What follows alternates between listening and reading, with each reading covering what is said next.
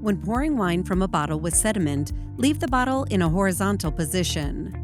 Place a glass under the bottle. Holding the bottle in place, align the system over the neck of the bottle and push in firmly with one fluid motion. Tilt the bottle up slightly so wine is not covering the needle. Press the trigger. Gently lay the bottle back down and release the trigger to pour. When finished, slightly tilt the bottle up to stop the flow. To remove the system, grasp the bottle with one hand and firmly pull the handle straight out and off the bottle. Once finished, leave the bottle in a horizontal position. Another option is to use a wine bottle basket.